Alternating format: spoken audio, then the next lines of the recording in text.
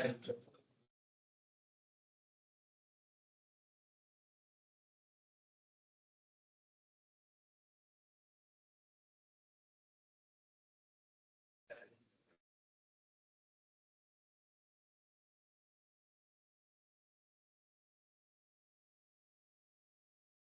just before we start into today's topic, I want to say again what we said in yesterday's lecture, just to be sure everyone knows it.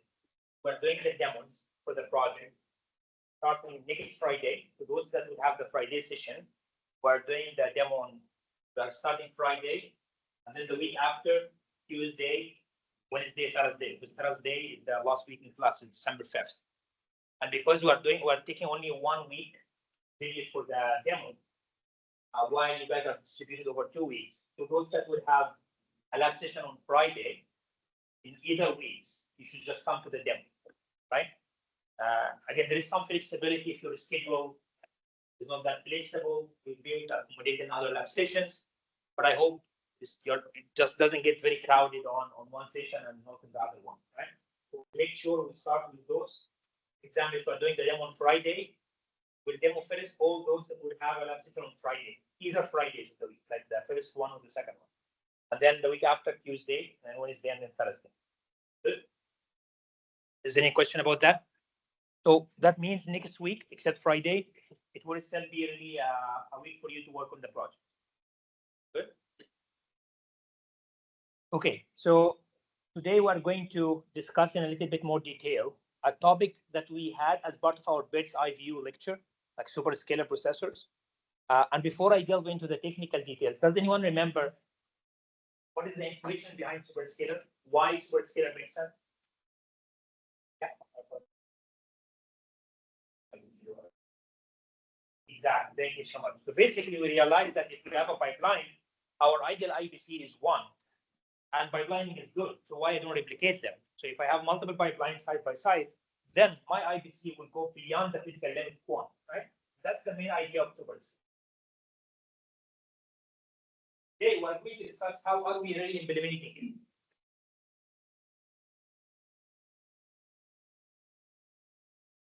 So SuperScalar processors are capitalizing on the concept. So if you remember in this bird's eye view lecture, we discussed 2 main parallelism concepts that are very, very famous on computer architecture. In reality, there are 3 concepts that I want to make sure, the 3 terminologies that I want all of you to be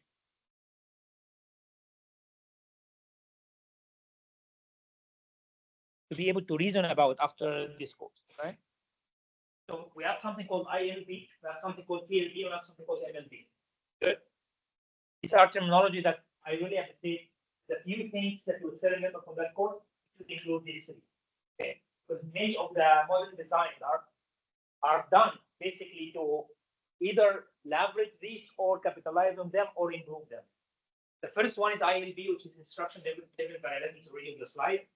ILB, and we already discussed this earlier. Again, in our bird's eye view lecture, we said the instruction level parallelism is within the same application.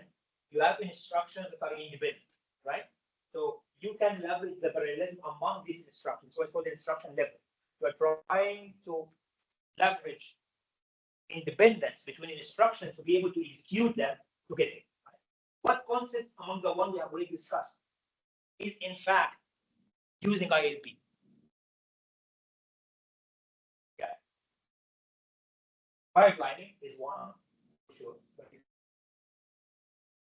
yeah, SuperScalar, which is today, that's to do. Yeah.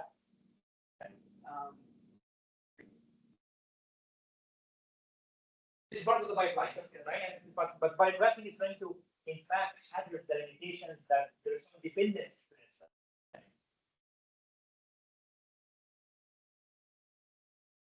Yeah, vectorized instructions is, yeah, this is good just to add another terminology. Thanks for bringing this up.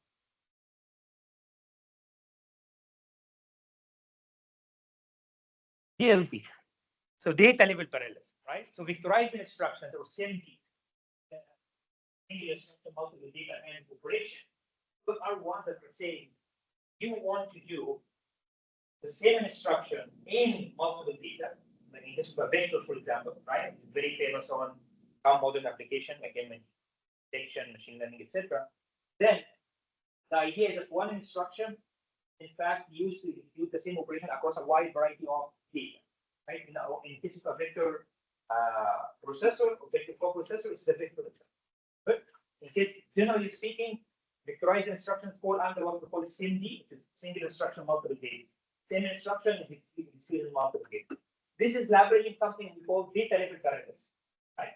So we try to leverage the fact that I want to run the same operation across multiple data, and those data are independent, right? If you want to have like a dot product of two vectors, for example, the operation of these two vectors among element by element, they are completely independent, right? They can be all purely in parallel, right? This is basic from very basic math. If you have this vector A and this vector B, and you want to do a dot product, what do? You take this, multiply by this, add the result here, right? This multiplication, they're not dependent at all, right? That's the first observation. The second observation is that all of them are doing the same operation. That's why I call it single instruction, right? So this is what we call data level parallel. It's another level of parallel. So there is another concept that, in fact, we discussed is mainly based on leveraging ILD. Out-of-order execution, right? So by applying out-of-order execution and SuperScalar, all are in fact trying to maximize the benefit of ILB within the same application, pick up the independent instructions, and execute them in parallel to improve performance. Good. But in our bird's eye view lecture in the middle of the semester, we said the limitation of this is what? What is the real limitation of it? It can be complex, disadvantages, etc. You never achieve the ideal IBC. All of this we are going to discuss today. But that's some hardware limitation. But there is a more fundamental. Assume that your hardware is ideal. There is a fundamental limitation that limits the benefits of this. Yeah.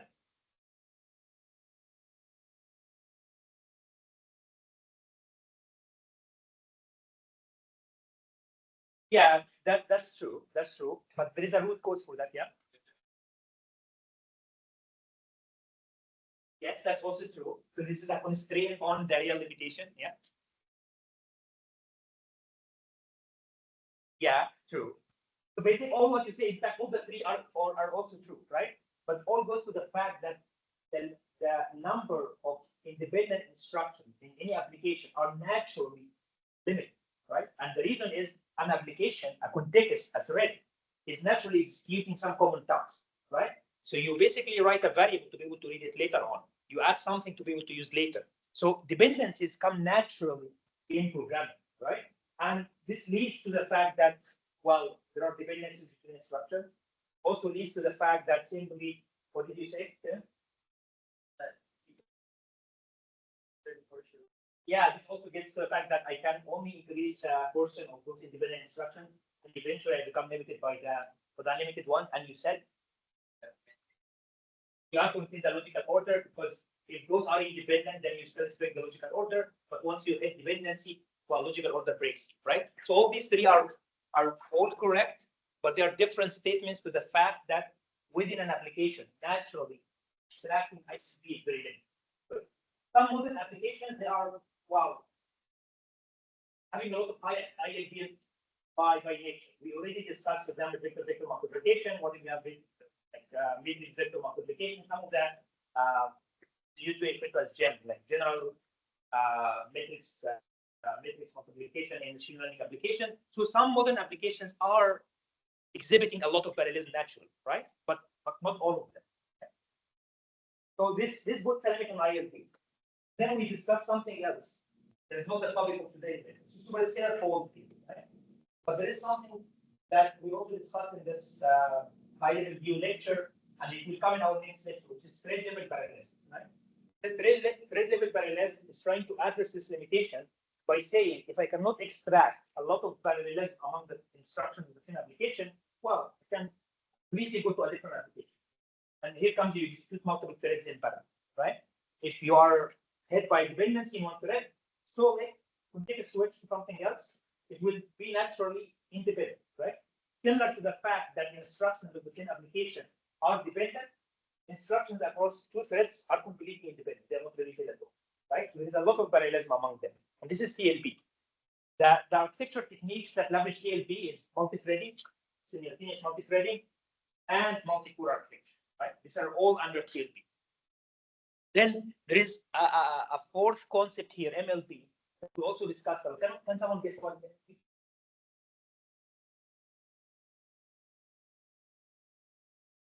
Memory level parallelism. Yeah, that's true. Thank you. So basically, memory level parallelism is this concept where how many instructions how many memory instructions I can push to the memory system until I'm being stored. If you have an out order processor, this out order will execute multiple instructions, right, in parallel. You might have multiple nodes that are in flight. Those nodes will go to the memory, right? But the memory has limited capacity on how many operations it can handle in parallel, right? Until it's the bottleneck, because it's a slower active cycle, right? The total number of instructions or the total number of memory instructions that you can execute in the memory system, this is referred to as memory level parallelism. Some platforms, some architectures says, well, your MLB, this is usually defined by something called memory status handling register, MSHR. Simply, the definition of this is how many outstanding memory requests you can have at any time, maximum number of outstanding memory requests, right? In some architectures, just to give you some numbers. In ARM, for example, this is in the range of 4. You have like maximum 4 cache misses that can be handled on the memory system. In case of Intel, for example, this can go up to 8 in desktop machines and maybe 16 or 32 in a server machine. Because you try to maximize the number of requests, you try to stress your memory as much as you can. Why this is beneficial? Because pushing more requests to the memory will enable the processor to be parallelizing the compute, overhiding the memory regions. Right? I send one request, assume the following. I send one memory request to the memory and I wait until it comes back, which is a load. Then now I'm stalling. I'm suffering the full memory delay as a pipeline store. But if I'm an efficient processor out of order, I send one memory request, I don't wait for it. I continue executing independent instructions. One of the independent instructions can be another load request. So I would send another load, right? And you will keep pushing as many loads as you can until the memory tells you stop. I cannot handle more than 4 requests, and then you stop.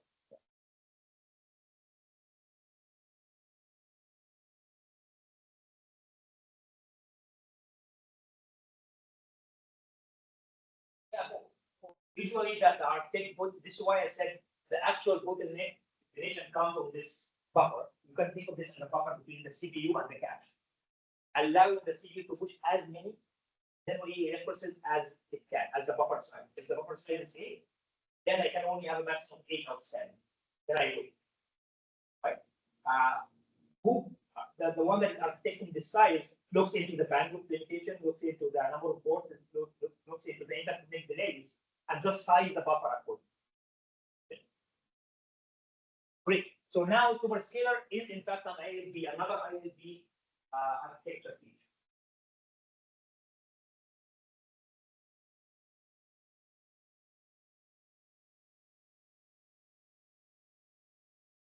Good. So SuperScalar and out of order, and we also said this in this other lecture, SuperScalar and out of order are orthogonal concepts, right? So SuperScalar is replicating the pipeline. What is the type of the pipeline? It can be in order or out of order, right?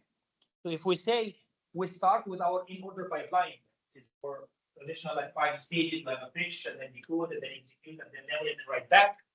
This is a single scalar, usually referred to as a scalar, in order pipeline with an ideal IBC of 1. Now, if I want really to parallelize things, I would say, well, instead of executing a single atom, this is something that is very early in the course with the mass and you increase your sum of execution units, what we call the wideness of the execution unit, and you add another value. This allows you to do what? This allows you to parallel arithmetic instruction in the execution unit at the same time, right? We refer to this as the wideness of the processor, or the scalar of the processor. This is the too wide processor. Most of them, I think I have the exact data on, but most of the modern meter architectures, like in consumer machines, are 4 wide, right? 4 wide, 8 wide, might be, right? Maximum. But the point is to be able to execute two instructions in parallel. Well, I must be able to decide it before I have decoded two. Otherwise, from where did I get these two, right? And then if you want to decode two instructions the same cycle, you must have already fetched two instructions in the same cycle, right? So now this design state space or tuning parameter that what stages of your pipeline or what hardware components you replicate versus not, right? If you replicate everything, this is a fully super scale. And again, this is you have experimented with in lab too. You tried the fact that you have all the stages replicated or you only replicate the execution.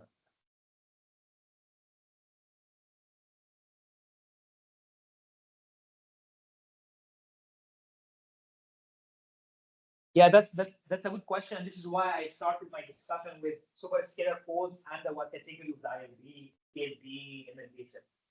By saying superscalar folds within ILB, what do you think? Is it to the same thread or different thread?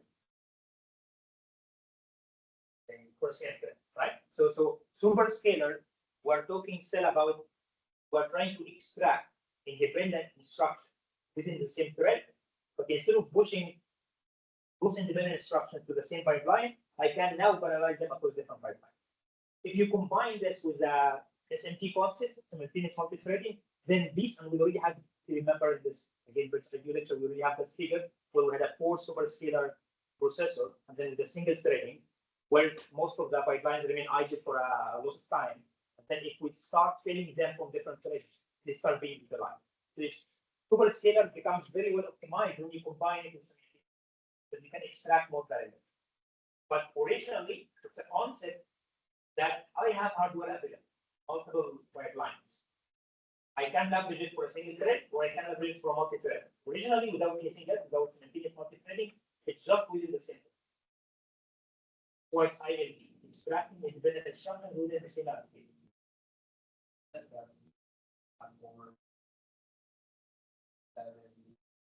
Yeah, that has.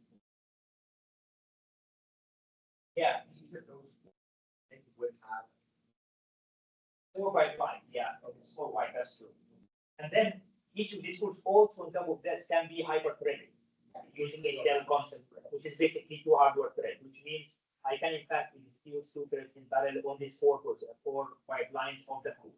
Right? So in total, you have 4 cores, and each core has 4 pipelines. You have simply 16 pipelines in total, right? Being fitted by 8 threads to OCC. That's correct. Good. So what do we replicate, right? Like in a very uniform superscalar, you replicate everything, right?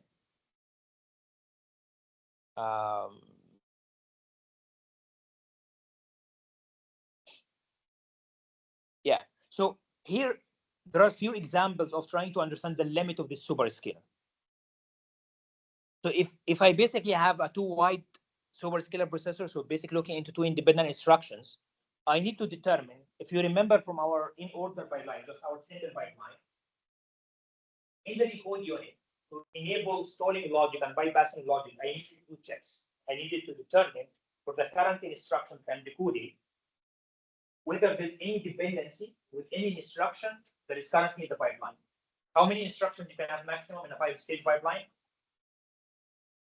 5. How many checks you need to do?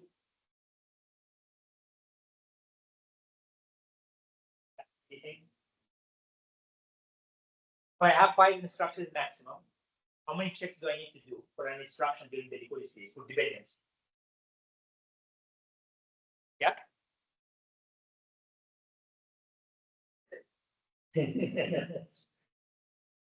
So how many operands an instruction has? That's 3. Input operands 2 and output operand 1. We're talking about in order pipeline, so don't worry too much about right after right and the destination stuff. We're only talking about read after run. You need to check for your own input operands only, and you have 2 of them, and you have general 5 instructions in the pipeline, so you do 10 checks basically, right? Well, they are really not 10, they are 8, right? But yeah, just to approximate the number, we're talking to asymptotic kind of behavior. So if you have n instructions, so in other words, if you have B stages, let's say, or maybe n stages, you do the order of n checks, right? We said it's like if you have n, it's 2n, which is still linear in n, right? So you do an order of n checks if you have an in-order pipeline of n stages. True? Now think of if you have a superscalar processor, multiple pipelines. So let's think of what we need to check. And we can take a numerical example just to give you some sense of what to expect, right? First of all, before we do the example, can anyone guess if you have, let's say, a B wide superscalar processor and each pipeline is n stage, how many checks do I need to do?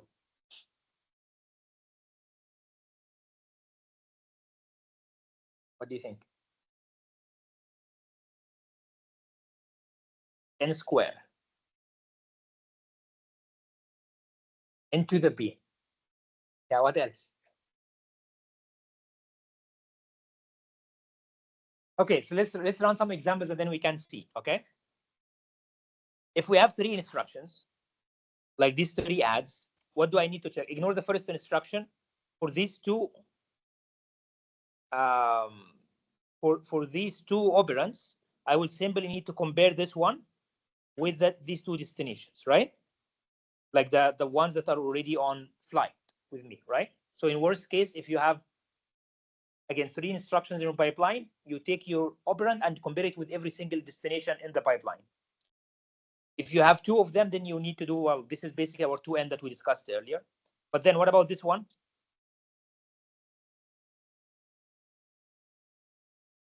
I need to take that one and compare it with this destination.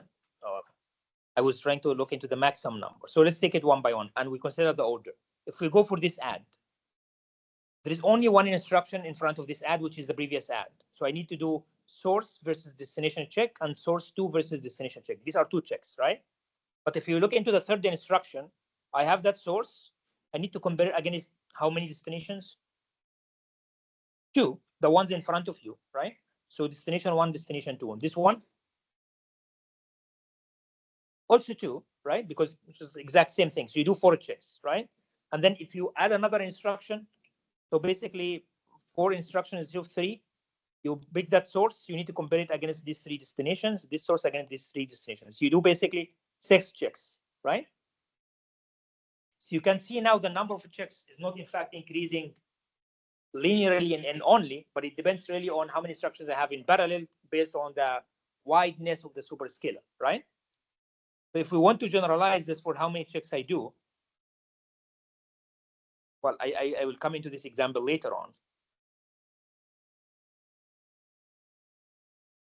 If I want to check how many dependencies I need, and assume you have n wide, just to simplify discussion, and you have an n stages like pipeline.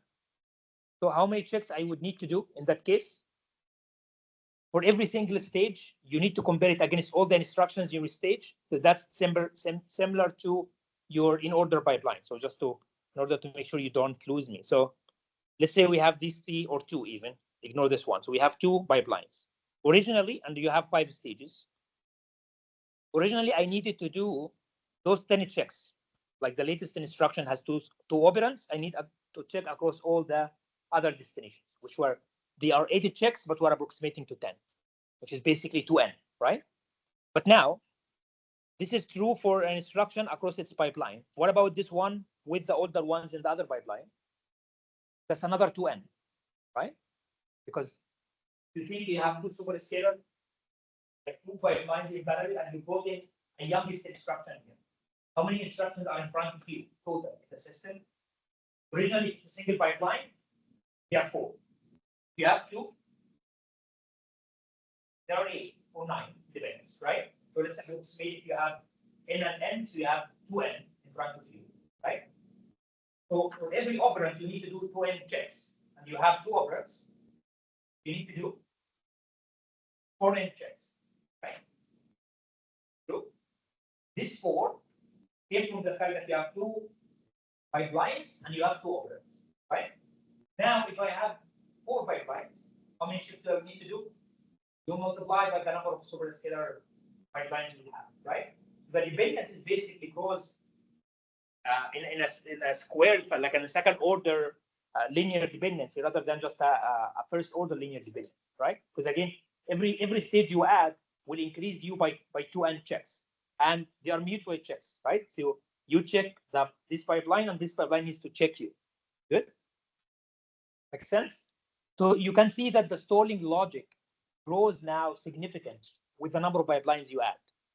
Because you have so many stages, you have many instructions in parallel, and I simply need to check across all of these, right? Can you think of bypassing logic? Originally, we had a single pipeline. When if there is a dependency in the pipeline, I bypass from gate to gate. Suppose there is a dependency between this one and this one, like something like this. And we will have the exact examples in a second. So there is dependency between this one and this one. You might need to bypass from here to here, bypassing across pipelines, right? So the bypassing logic also grows with the number of n wideness and the p number of stages. Good. Usually it's referred to as n square stall logic and n by b bypass logic. Good. So let's have an example just to make sure you imagine. Yeah, here. If you pick up this example, and scalar means a single pipeline, two-way superscalar or two-wide superscalar means you have two pipelines.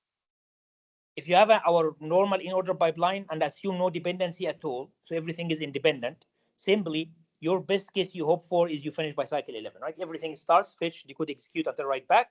They go one cycle after the other, no dependency at all. If you have two-wide superscalar, what do? Instead of fetching one at a time, you fetch two. This basically reduces to 8, right? This is what is giving you from an ideal IBC of 1 to an ideal IBC of 2. Because if you think about it, in steady state, you are finishing 2 instructions every cycle, and instead of only finishing 1. Good. But now, if we start having dependencies, what would happen? For the exact same example, you will see that the dependency number, like number of dependencies, number of hazards here, is way less than what you have here for the exact same piece of code. Why that's the case? Just naturally coming from the fact that I have more instructions in flight in the system together. So dependencies will increase. Good. So something you will have to make sure you are able to draw is, if I ask you, for example, if you have a two-wide superscalar processor, you should be able to figure this out. Yeah. Yeah, it's a stalling logic, right? So again, we stall it. You call it like, okay. So let's look into what is this dependency in fact. So here you need R3 and you need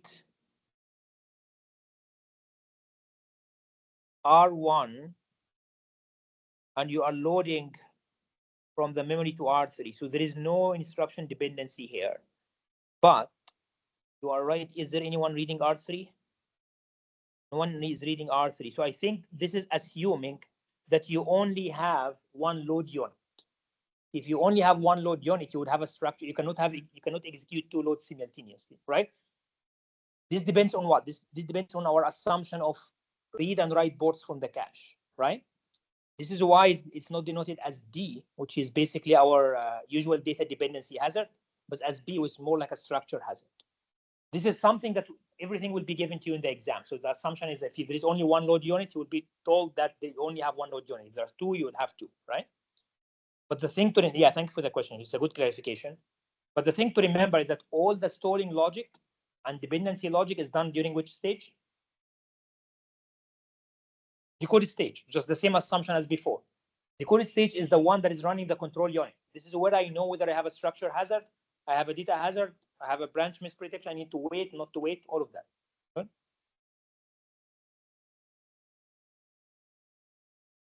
Good. Yeah.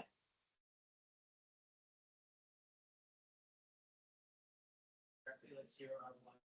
That'd be like you load a saving that. Like you loaded in this two-way superscalar.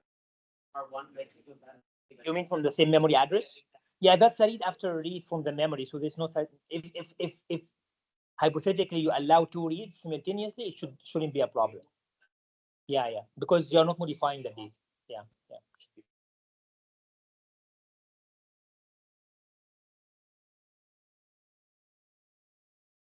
Okay, so going back to some of the performance numbers to also understand the limitation of superscalar. So, and we had this example, the exact same example. We had it when we talked about branch prediction for in-order pipelines. So assume you have a system including a benchmark with 20% branches, and then let's assume out of this 20%, there are 75 of them taken, and you don't have an explicit branch prediction. So we said if you don't have an explicit branch prediction, what do you really do? In a system, this is way before the midterm. So if I don't have a branch prediction at all, what the program will do? Yeah. Thank you. So it's basically you assume as if it's not taken, you execute program counter +4, just the normal sequential program order.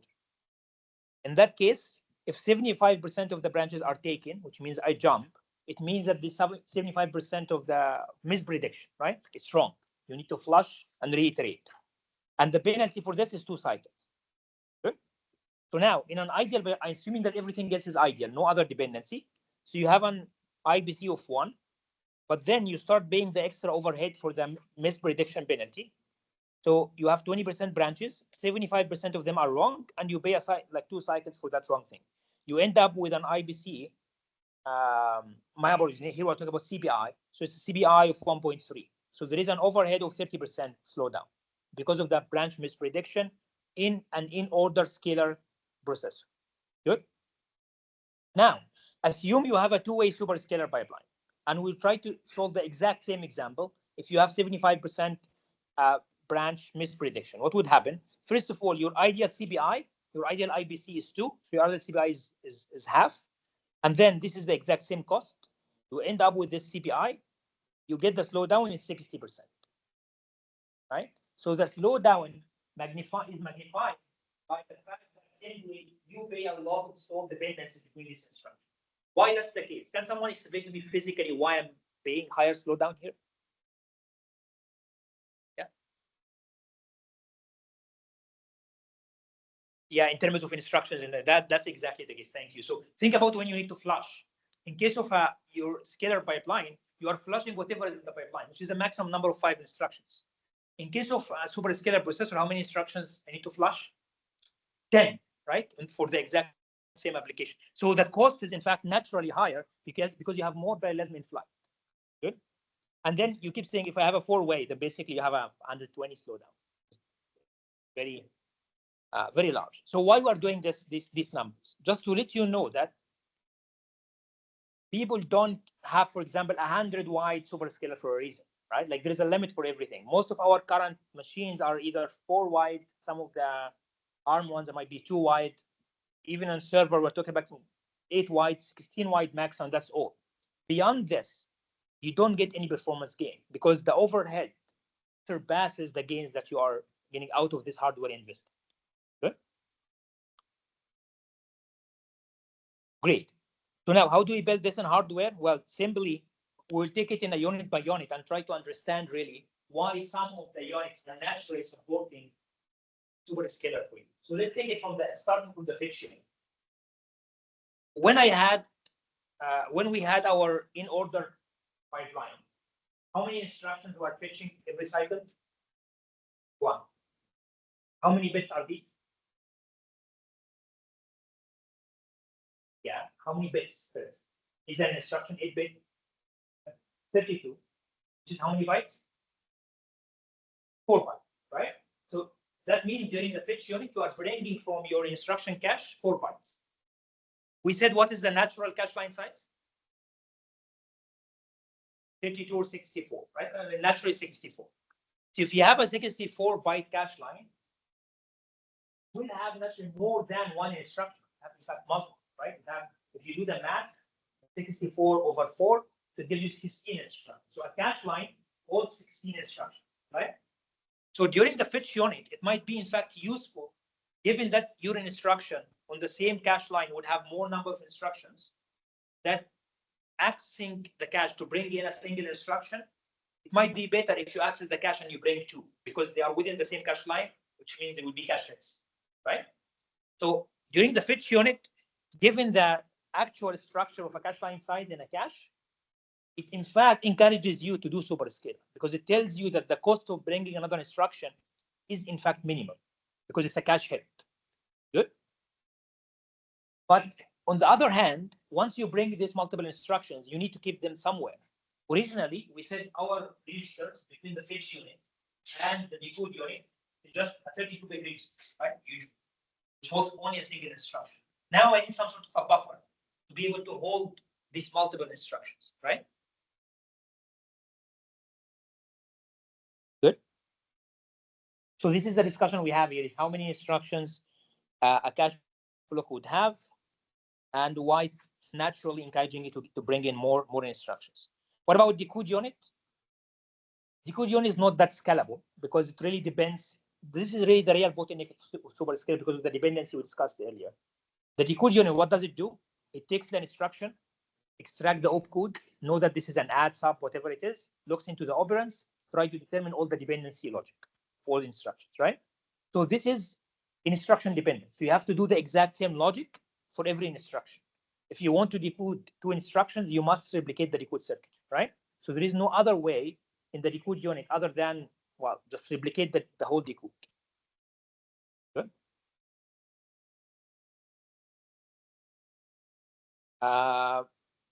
At the end of the decode and before you feed your data to the execution unit, you read your operands, right? To feed them to the execution unit. So I go to the register file, read. Remember, we have done this in our pipeline. You go to your register file, you read the two sources and feed them to the ALU. Now, if I'm executing multiple instructions, I need to read more than two operands because every instruction would have two. So what do I need to replicate? Well, either increase the number of read ports or have more than one register file. Good. That's really what you need to do. What really happens in real machines is that usually what is being replicated in terms of register file is you have separate register file for different type of instructions. Like most of our current machines would have a separate register file for integer registers versus floating point registers. So we have something we call IRF, integer register file, and FRF, or floating point register file. Good. Why that's the case? Because you dedicate one for integer operations and an ALU separately for integer operation, and you dedicate a register file for floating point operations. Good. So now we go to the execution unit. What do I do? Well, simply replicate your execution units. And now this will really depend. Here there is a design element. There is a tuning element. What do I need to replicate and how many I replicate? Because taking the baseline, replicating everything the same amount doesn't make a lot of sense. You cannot really say, I'm going to have, if you want to have a 4-wide superscalar, there is no sense to say, I'm going to have 4 square root floating point units, right? And on the same time, 4 integer ALU additions, because the percentage of ALUs, like integer operations, are way higher than in any application than floating point square root. So you replicate them unevenly or in a non-homogeneous fashion. Usually, and in fact, in some of the examples we had in our exercises are like this. You have 4 ALUs, 1 floating point unit, 2 load store units, right? Like you replicate them in an uneven fashion. Good. And then finally, for the memory unit, well, do you really allow multiple reads from the cache? Do you replicate your read ports, which is unlike register file, a read port in a cache is very costly, right? This is just a very large SRAM. Or you basically say, if I have 2 parallel loads during my memory stage, I just store one of them. And this is what we have seen in the example we were saying earlier.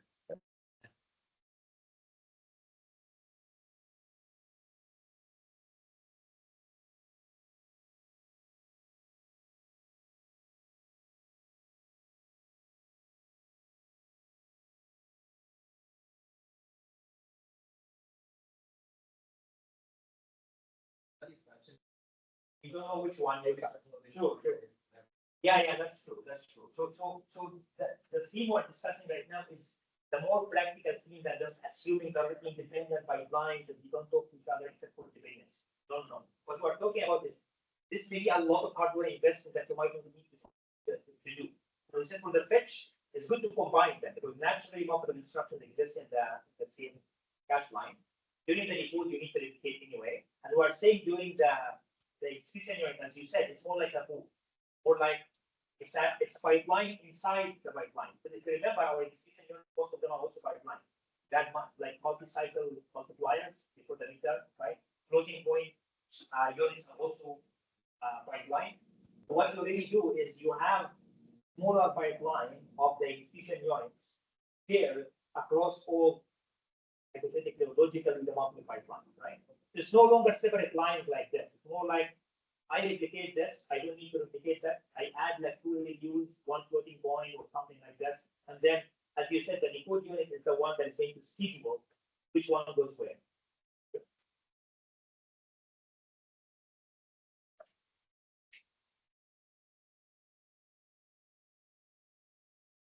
Yeah, some of the implementation challenges, and again, it's motivation why we don't have very wide SuperScalar. We said the fetch is not big of a deal, right? It's good, it's okay. Worst case is you need to add a buffer such that you're able to buffer. Like if you read a full cache line from the cache, you will have like 16 instructions, just put them in a buffer, which is okay. Instruction decode, you replicate the decoders, and this is in fact your worst case. Instruction issue, which is basically allocate the resources to you. You need to determine now what using the terminology out of order, right? It's like you have like a distraction issue. Issue is where you determine the dependency and allocate the resources. There is a lot of complexity checking for stall logic and bypassing logic, right? It's order of n squared generally, what is the number of wideness of your SuperScalar. And well, this can be optimized somehow, but theoretically speaking, it's n squared. It's a lot of stalling logic check. Register needs to read the operands. I either replicate the boards or I even replicate the register files based on the type of the operation. During execution, I just simply replicate the units, but not evenly, based on the ones that simply I think they are going to be used more. And for caches, I either allow multiple cache ports or I store loads if there is an earlier load to the same cache. As we said earlier, the store logic is n squared, while the bypass logic is multiplied by where B is simply the number of pipeline steps. Yeah, finally, what about write back stage? For a write back stage, remember every instruction generally would need to write to the register file at destination. If you have multiple parallel instructions, they might end up all trying to write on the same cycle, right? This is a possibility. Like if you think about the pipeline like this, let's say we have 4 wide pipelines. So an instruction starts executing here, here, here, and they finish here, all in the same cycle. And then I start another 4 here. Which means during one cycle, I might need to write back the register file a number of operands equal to the number of wideness of my SuperScale, right? If I have 4 wide, 4 instructions might need to write. How many write boards do I need? 4, right? Equal to the wideness of the SuperScale. Good. You either do that or what is the other option? So when we say we need 4 boards, what did we trade for what? Like what is the cost we are paying? If we replicate the right board, yeah. Area, exactly, which is basically cost. And what are we gaining back? Yeah, speed or performance, right? Now, what is the other option? If we don't want to pay, if we don't want to balance this trade-off like this, is there another alternative we can do to SuperScalar? Yeah.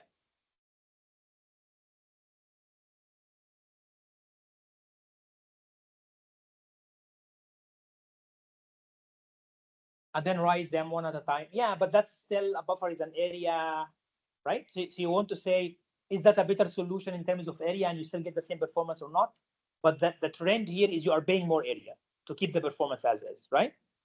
I'm trying to think, is there a solution that will in fact trade performance for area? Yeah. So exactly, thank you. So this is, you deal with it as if it's an out of order execution. The multiple instructions try to write simultaneously. I only have one write board. I allow one of them to go, the rest will restore, right? So you lose some of the benefit of SuperScalar, less performance, but you keep the area as is, right?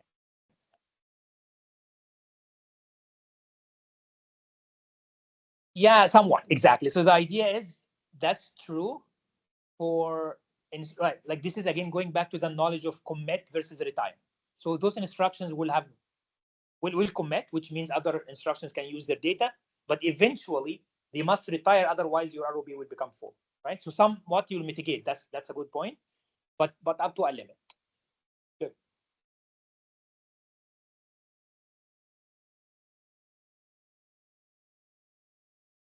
True, but they are different registers. So they check also for dependency that you're not writing to the same register. So you still respect write after write, but if they are going to different registers, it should be fine.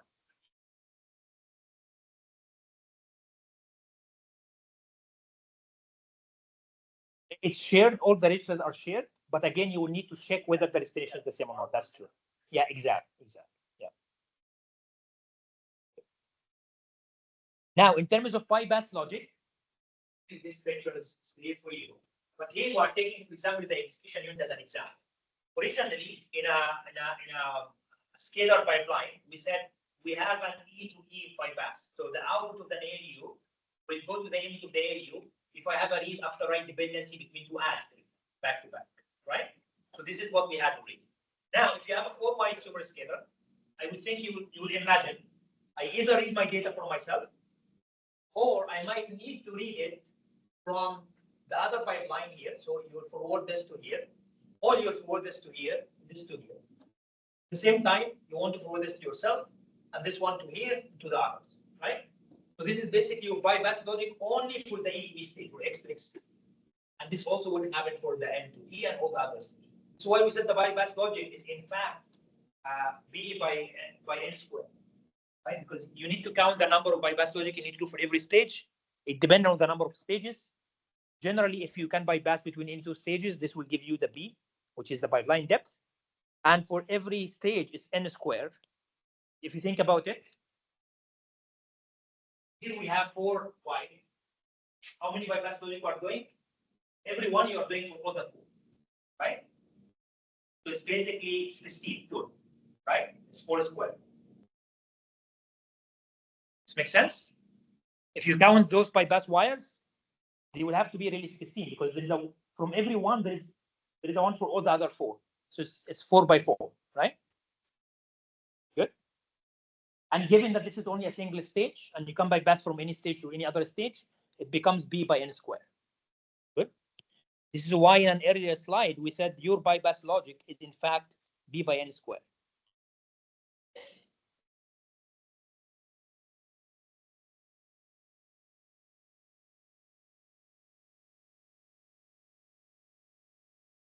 Yeah, here we are discussing, well, I guess the time is over, but I guess I can continue until Abdurrahman comes in.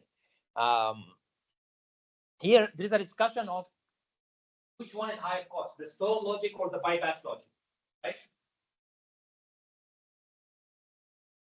Yeah. Oh, why you guys are looking there? Okay. So which one is higher cost? We said our stall logic is N squared, while our bypass logic is Bn squared. Which one you think is a big of a deal or an issue when it comes to SuperScalar? Well, it's already written on the slide, but I want to hear from you some rationale of what you think is the case. Well, it's definitely as written the bypass logic, but why that's the case? Yeah, I don't know. It's also written. I don't know, but let's go back here. So think of what are you bypassing in fact. Here we show this as a single wire, right? Like this red line or this yellow line, just like a line on the slide, right? But in hardware, what will be this? What are we really bypassing here? Yeah, it's a wire, but what does it carry? Yeah. Why are we doing bypassing in the first place? Because there is a data that you are waiting for to read as an operand for your execution unit, right? This data is how large it is? 32-bit. You register this, right?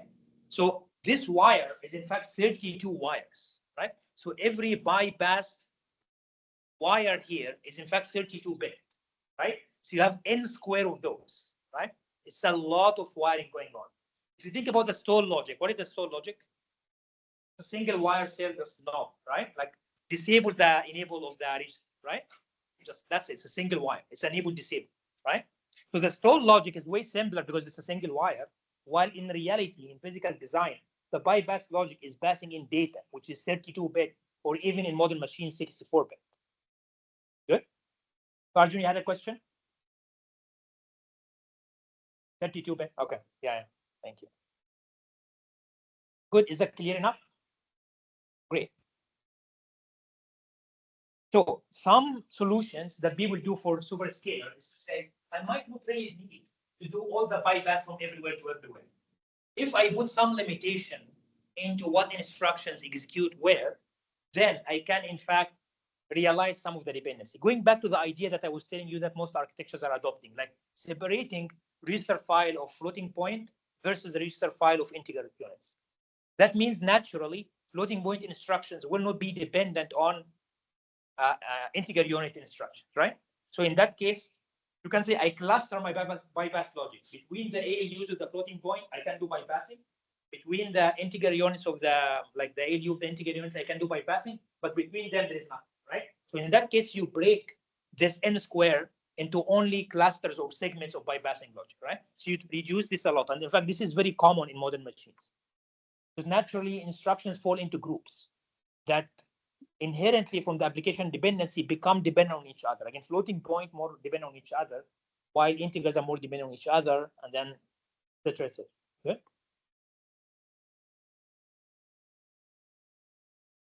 Yeah, and this idea of replicating the register file we already discussed that this is also happening. Again, floating point versus integer is a typical example.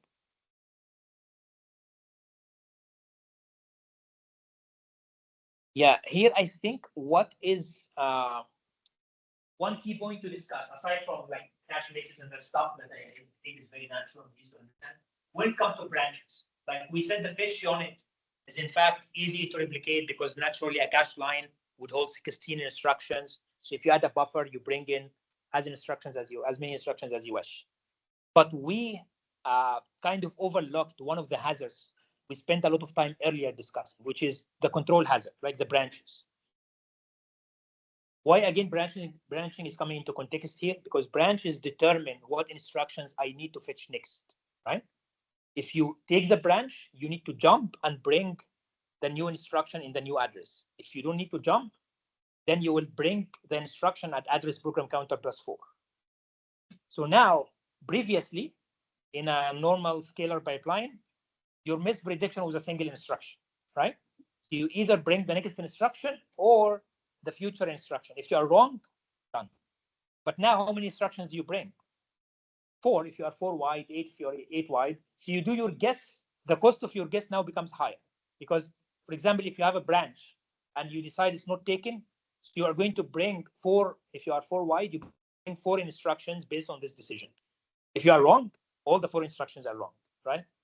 You see? So the cost of a branch, in fact, is big in SuperScalar for that reason.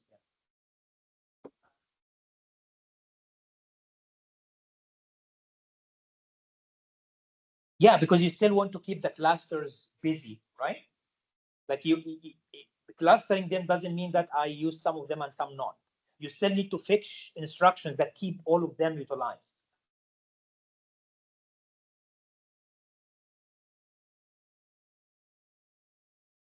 Yeah, it doesn't really matter. That's true. The problem would still persist. That's correct.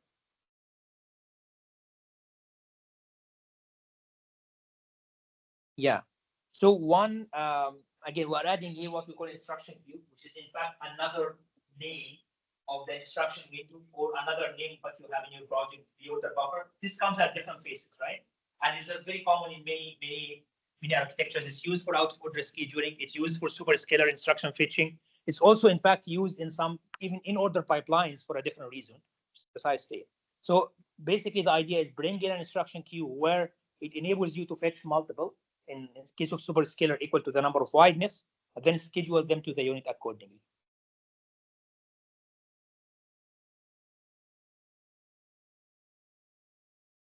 Yeah, that's something I guess we spend more time discussing and we have like better figures on this bird's eye view lecture. But just to mention some alternatives for SuperScalar. SuperScalar, if you remember our lecture, is doing everything in hardware, fetching in hardware, decoding in hardware, determining dependencies in hardware, and the execution allocation also in hardware. But we said there is an alternative place, which is VLIW, that is taking another extreme, which is making most of the job at the software side, at the compiler. So the compiler is the one that is determining all the independent instructions, grouping them into groups, and allocate execution units to them, and feed all of this information to the hardware. This will basically simplify the fetch and the decode unit of your hardware, because all of the dependency check logic is already done at software. And again, we have a figure in, if you remember in this lecture, we said SuperScalar is basically something like this. If you have like 4 wide, so this is your fetch, and then decode is replicated as well. Then execution is replicated. While in VLIW, you only have one fetch unit, you only have one decode unit, and you only replicate your execution units, right? So this is in VLIW. We have that figure in. Then we said something in between is, which is just a failed attempt from, I guess it's a collaboration between HBM and Intel. Intel has one way, they have what they call an titanium architecture, where they try to put something in between VLIW and SuperScalar. They said, we do the instruction dependency grouping, like picking up independent instructions from the compiler, but we leave the execution unit assignment or allocation to the hardware. So it's somewhere in the spectrum between VLIW and SuperScalar. And as I said, like, there's only one family out of it, and it didn't work out. The big reason why this didn't work out is backward compatibility. Simply, the problem is now you need to recombine your code for every architecture you target, because every architecture would have different execution units, which means you need a new binary for them. The nice thing about SuperScalar, despite the fact it's very complex in hardware, the software doesn't, right? The same binary runs no matter what. You have 4 wide, they work. You have 8 wide, I work, because I'm not even aware of how many wide you are, right? I bet many of you didn't know how many wide like pipelines you have in your laptops, right? That you use to program and use every day, right? Because again, the main design theme of computing systems up until now, at least, is software is completely oblivious to hardware. You don't care as a programmer, you don't care as a user. The hardware is doing all the heavy lifting.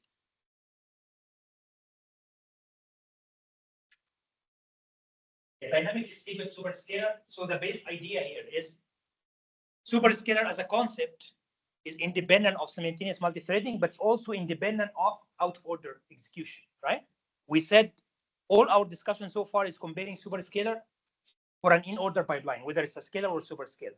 But if I take the in-order pipeline and replace this with an out-of-order pipeline, what would happen? Well, I will end up with multiple out-of-order pipelines. So I increase the parallelism as much as I can. Okay? Here's just a figure of the trend of how many wideness you would have. Just caps at 8. Yeah, I guess that's really all for this lecture. So we'll stop here. And then I will see you next week. Like in the next hour, the TA is supposed to solve with you a Tomasulu like example problem and exercise. And then next week, I already added the slides for multiple processors. So we're going to discuss this in the 2 lectures next week. Thank you.